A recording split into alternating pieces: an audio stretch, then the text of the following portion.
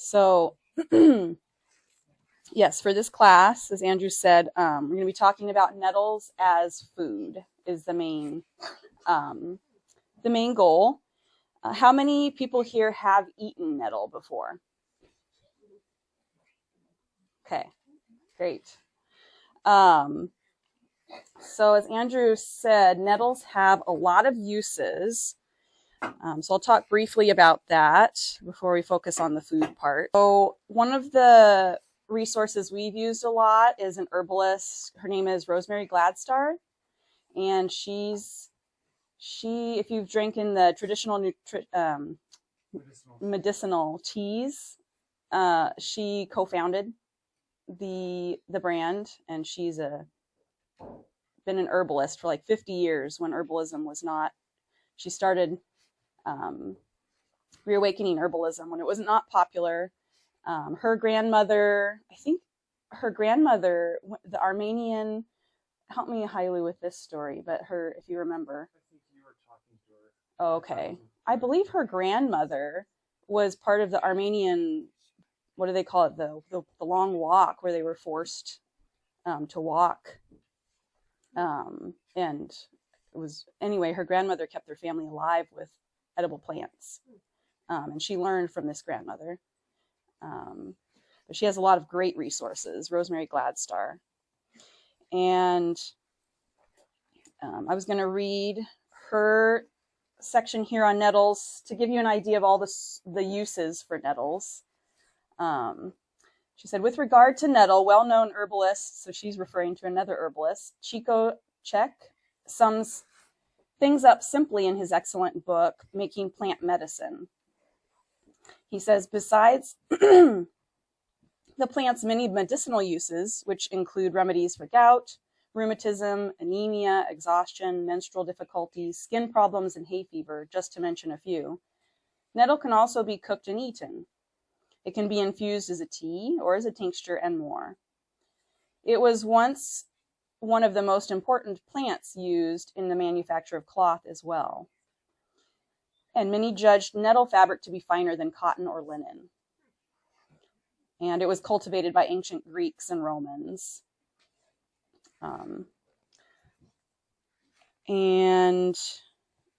We were able to attend a talk of Rosemary Gladstar's recently, and she said if she had one plant that she had to be on a deserted island with, it would be nettles, because she could use it for the fiber is very strong, for cordage, clothing, and then the plant has food benefits, very high nutrient plant for food and medicinal. She said a lot of plants will have one or two of those, but not all three. So nettle is an amazing plant. And then today's focus, as I said, is using nettle as an edible plant. And we started our journey with nettle like 4 or 5 years ago. And actually a little further. I was doing it at work. Hailu was dabbling first. Usually somebody's curious about a plant. What's this? And it's recommended to always use 3 resources. One can be a friend maybe, but you should have books and different sources when you're going to be using a plant to make sure you really know it well. So you'd start out there and curious about it. How do you use this? And dabbling with it. Hailu went out to pick first, found a place where it grew well. And then every year, more of us helped him pick. And now, I think this year was the first year that everybody can pick a bag of nettles, with the littlest one included. Yeah, but you did a whole bag this year. That was the first time. And the first time we used it, we made like egg drop soup, just vegetable soup, whatever you have, and then drop in some nettle and eat it. Because we're experimenting. What is the flavor? How do you use this? How does it cook? And then since then, we've made crepes, and then we have stewed nettle inside is our favorite. We'll also make a Swedish nettle soup, naselsopa. Nettle quiche is really good with mushrooms. Um, Empanadas? we did nettle empanadas. Anything you would use a stewed green for, nettles is amazing and better. So to identify the plant, here's another one of my resources. And I'm not sure how you pronounce his name. It says Piers, but it might be pronounced a little bit differently. And to me, that looks like a maybe Swedish or Danish name. Warren. And it's the 101 uses for stinging nettle. So you're welcome to look at this if you're, it doesn't go in depth, but each section is really helpful to see the breadth of what nettle can be used for. So the botany of stinging nettles. He says there are actually hundreds of species of nettles from all over the world.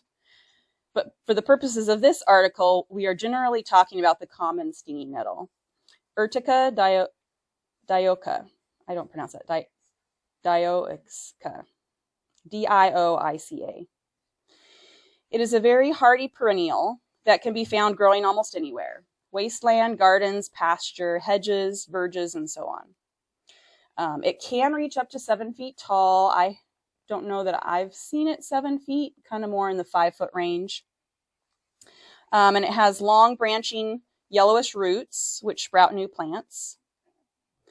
The plant has opposite heart-shaped leaves that are finely toothed, which are downy underneath. Both the leaves and the stems are covered with tiny stinging hairs. So, the interesting thing to me, just this year, I was out picking once by myself, and I realized, from a distance, I know what nettles look like now. And to me, if I had to tell somebody, I'd say, oh, that's a mint. Like, it looks like a mint. But I dug into that a little bit this year, and it is not a mint. So all mints have square stems. So they have 4 sides on the stem instead of round. And they have opposing leaves. So as you go up the plant, the leaves are opposite from each other. And then they also rotate. So the next set of leaves is the other direction. And nettle has very close to those characteristics, but not all plants that have those characteristics are mints. So I think there's 3 different families of plants that have the square-like stems and the alternating and opposing leaf structure. So your mints definitely have that, and that's your catnip, your mint, your heal-all, I believe. Self-heal is also a mint in the mint family. And then you have the nettles, and they don't have any, lemon balm is also a mint, and dead nettle, but nettles is separate. And then it says in here, in July to September, small greenish-white female flowers appear in clusters. So anybody that wants to in a minute here will go on a short walk so you can see where they're growing. And some of them are on this property are already in flower. Are the flowers used for different things? Or? If you let it go to seed, you can, the seeds are edible. We haven't used that yet. Somebody in this book, they said it can be used as a salt alternative. I don't know if it's salty or if it's just a flavor, like a flavor additive to your food. I'm not sure. We haven't played with that. And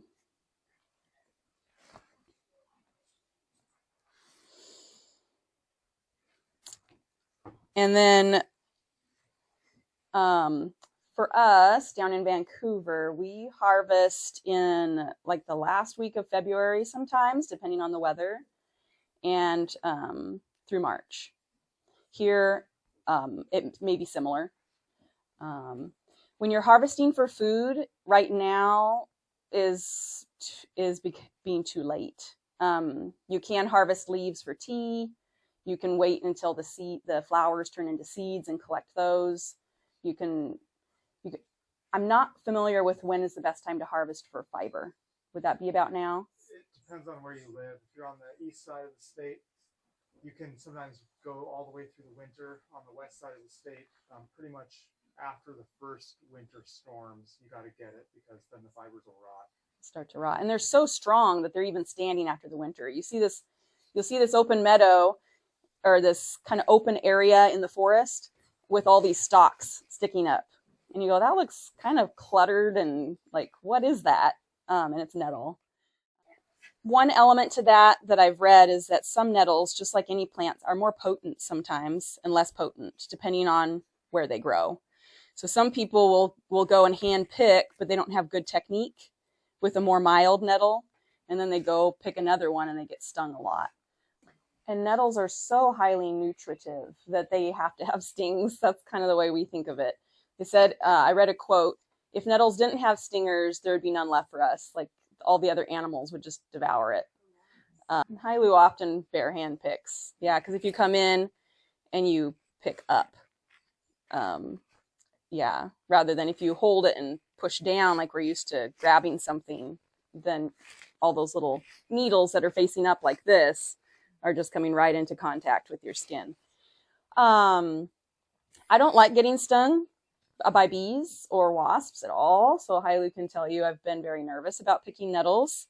So I use garden gloves that are leather. If you backhand while you're picking and brush nettles on the canvas part here, or the little cloth part here, you'll get stung through that. But after I've picked now for several years, it doesn't like scare me, because if you have chopped something with a jalapeno, so you've chopped a raw jalapeno and you get kind of that warm sting on your hand, that's what nettles are like. It's a warming feeling. Sometimes it's a little, you'll still feel it in a couple of days, but it's like a warming feeling and it goes away. It for most people doesn't cause a problem. There are a few people, so contraindications, there are a few people when they get the sting, it can cause a more systemic skin rash because their body overreacts compared to everybody else. So if you have that, then you want to make sure you're really picking with gloves. And then also nettles are so good medicinally, but if you have any condition that, well, let me read that to you first. So what are nettles high in as far as nutrients? So they're really high in minerals. Iron, when we rinse our nettles to make sure they're clean before we cook them, the water turns black. Really high in iron, calcium, magnesium, sulfur.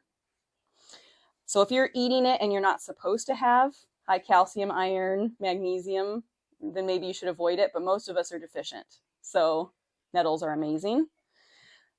As far as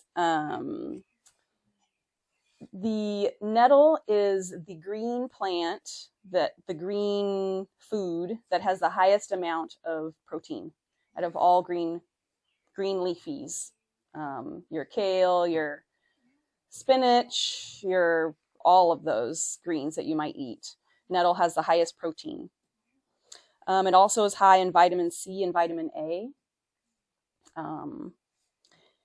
which when you're cooking it, perhaps you don't get the same benefit from the vitamins, at least the vitamin C. And then it's also high in trace minerals. And it's been used medicinally to regulate blood sugar, blood pressure, and it's also been used as an anti-inflammatory and a diuretic. So they say if you're having issues with blood sugar, blood pressure, water retention, you might want to talk to a medical provider, because maybe it's going to very much help you and maybe it's going to counteract a medication that you're taking for those things. So just to be aware. But they're often given to help those issues.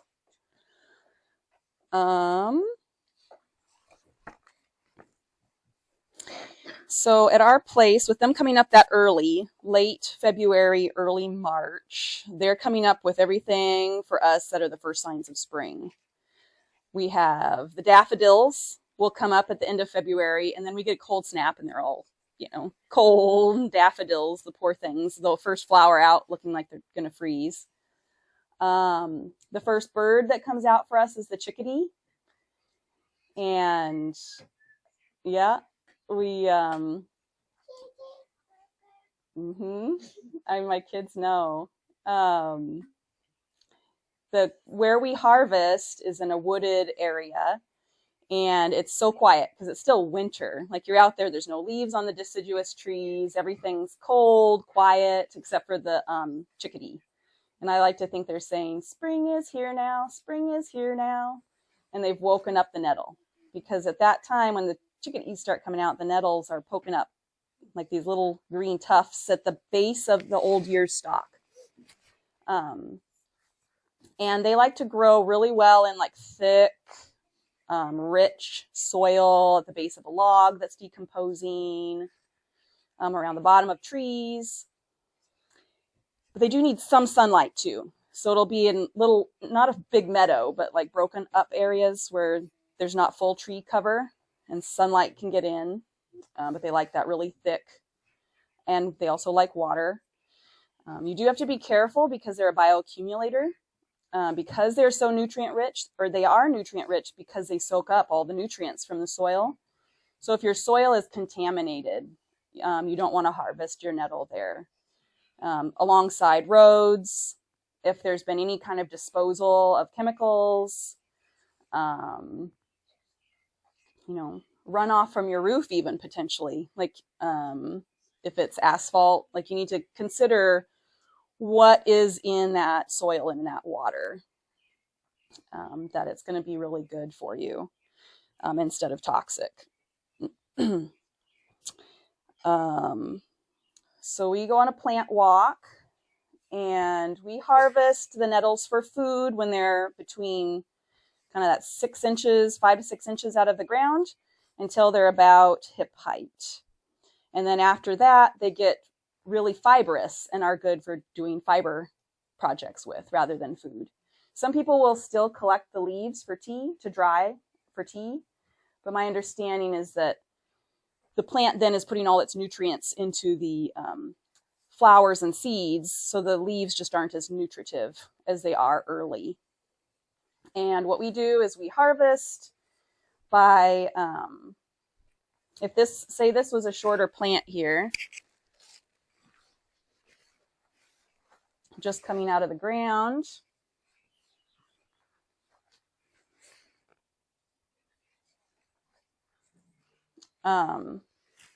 Like this, and it wouldn't have the seed, the flower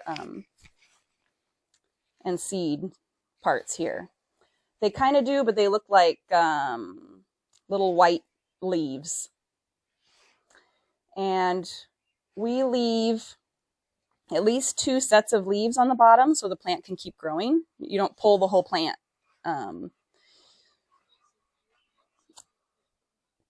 So that it can grow again. It can grow its full cycle that year, and then you can have food again next year. We have never harvested just leaves. I think at this stage, you would pluck the leaves off individually because the stalk is not good for food, too fibrous. But when we're harvesting, when it's about this height, the stalk is really good. Kind of like a celery crispiness to it. And we'll come and we pick the branch. We'll pick a spot here. And each of us have a different technique on how to do it. But if you just bend it, it pops, but it doesn't break off. So we'll like pinch, and this is more fibrous than when we're picking it. But we'll hold 2 fingers, then you pinch your other one through. Like, yeah, now that we've picked for several years now, I kind of get an eye for it, like how thick the stem is, how the plant, where to hold it. And you just snap. It makes this nice little popping sound.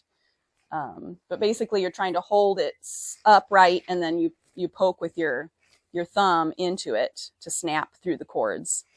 If you just bend it, then it bends, but it doesn't come off.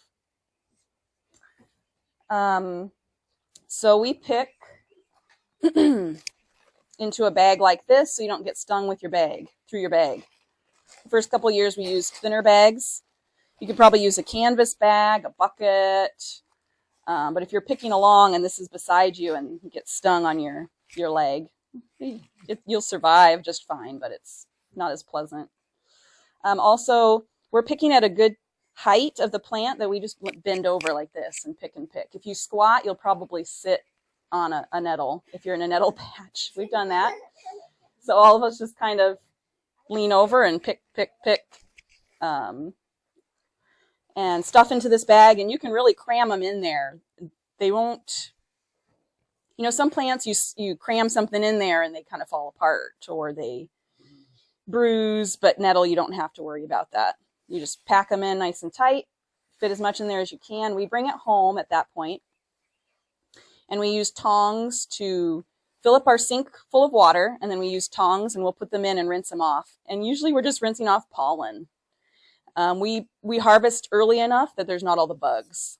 But if you do, you'll probably see slugs, some aphids also. If you're in an area where you're trying to preserve butterfly habitat, there are several kinds of butterfly that lay their egg on the leaves. I haven't seen it myself, but they say to watch for that. And we usually don't pick an area completely bare.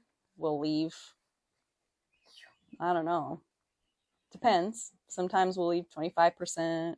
But we're not actually pulling out the plant. So the plant is still there. It's like we're pruning it. Yeah, we're pruning. So it's different than harvesting bulbs where you're actually removing that life from the community.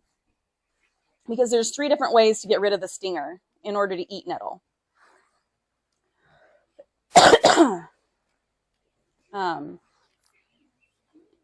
One of them is to dry. So if you were to pick your nettles and put them somewhere to dry out, either in a food dehydrator on low or on a rack in the air. Some people put things in paper bags too. I haven't tried it with nettle. I know our mint doesn't dry fast enough in a paper bag. We're just not warm enough, I guess, in our house. We leave it out on a pan. And then you can use that as tea all throughout the winter. So drying it, once it's dry, like where you could crumble it, it's not going to sting you anymore because that little bit of acid that's in each of the little needles is dried out. It won't sting you anymore. The other option is to blend it. We haven't tried this ourselves, but we know many people who do. You can use it as a pesto. So you put your nettle. The people that blend it say they just take the leaves. So you pick your leaves off, put it in the blender or in the food processor and use it for smoothies or pesto. And that breaking apart of all the needles that have just this little bit of acid in them, and then that acid gets redistributed throughout all of your food, and it's such a low amount that it can't sting you anymore. It's in each needle, it's so concentrated. That's where it gives you the little acid bite. But once you've pulverized it, people will also fold it and put it between their teeth, and you mash it, and now it won't sting you anymore. You can chew it up and swallow. But while you're doing that, you don't want it to touch your tongue or your cheek unless you want them to get stung. And then the third way is by heating it, steam, or hot water. And that's what we have done primarily. So we'll take our nettles and put them into simmering water for 3 to 5 minutes. And then we blanch it. So we put enough in that you can still kind of mix and stir so that you make sure that all the nettles get hot.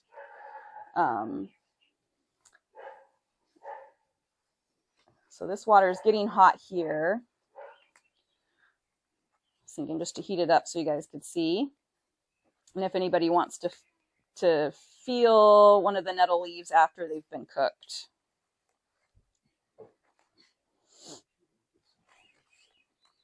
And then after we blanch it, so we'll put it in really cold water, not always with ice, but we'll fill up our other sink with cold water and we'll put the nettle in there. Then we chop it because we can handle it. We'll squeeze all the water out, chop, and then we put it in bags and freeze it. And we can use it whenever we want. It has that pre-cook, but it's not overcooked. So we can put it in soup, or we can saute it with onions and make a stewed greens.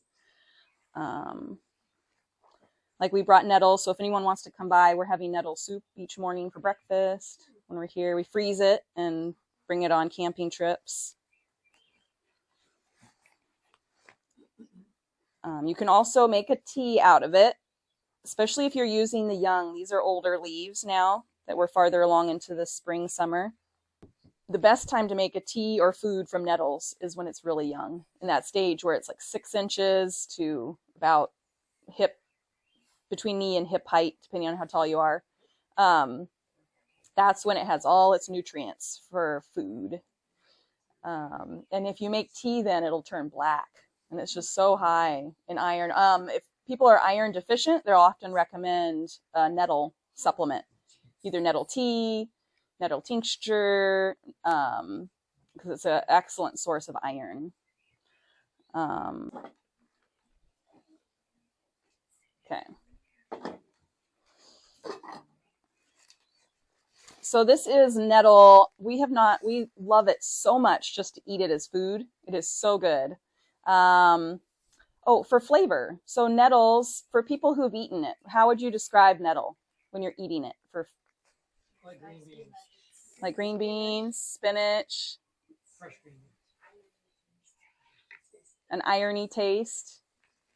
So I kind of feel like, for me, I think of the umami flavor, kind of a mushroom, kind of woody flavor. Our greens, like kales, the kale type greens are more of a mustard flavor.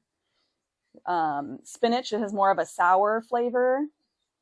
And nettles are just different. They're very savory, very tasty. It's also really good for allergies. So I think it's really cool. I had an herbalist say once that usually when you're in a certain season, whatever ailments you have in that season, because of the environment or the weather, you'll have a plant that's in its prime during that time. That's really helpful for you. And the nettles are coming up right when everybody's getting their spring allergies, right before. I've also heard that really if you have seasonal allergies that are really challenging, regular tea drinking is not necessarily strong enough, that you need to be doing something that's concentrated, some kind of a tincture. But I think as far as like a spring, they'll use the word tonic, like something that you can have every day that just supports your body. Nettles is fabulous for allergies in the spring. We have started picking, so he showed the plantain plant. If you're going to pick nettle, if you see some plantain, just pick some and put it in your pocket. Because if you get stung, you chew it up, the plantain, and put it on your nettle sting if you're not happy with the sting. Usually the stings are worse on the inside of, where the skin's really thin and sensitive on the inside of your wrist and on the back where you pulverize it to get the juice out of it. You can put the juice right on a sting, and it's supposed to, it's anti-inflammatory, so it cuts the sting, the inflammation from the sting, and helps with the pain. So if anybody's interested, we can do that. This is stinging nettle. Yeah, if you get the juice out of it. So you have to mash it, smash it, get the juice out of it. Also, as I was listening to the talk about the hot and cold fomentations, that did remind me also of something with nettle. Nettle is used for something with a technique called urtication. So if you're needing to bring blood to an area to heal, so people will use it with arthritis. Also, if you have an injury somewhere where the blood flow is not getting to it well, people will take nettle and purposefully rub it onto that area of their skin. And that irritation brings blood to that area and has been said to be very helpful in healing, reducing inflammation after the blood comes, and the sting goes away. Yeah. We haven't tried it, but I think, how neat. All these different ways that we can increase blood circulation in our body and help ourselves heal. To be aware of new videos like this one, Be sure to subscribe to the Preparing for the Time of Trouble channel. For more free videos and downloadable audio podcasts, as well as handouts, go to www.preparingforthetimeoftrouble.com. Topic categories include recordings of live seminar presentations, country living, sustainable gardening, homestead remedies, how to be self-sufficient when the grid goes down, wild edible and medicinal plants, hydrotherapy, and end-time Bible prophecies. To take advantage of these free resources, go to preparingforthetimeoftrouble.com.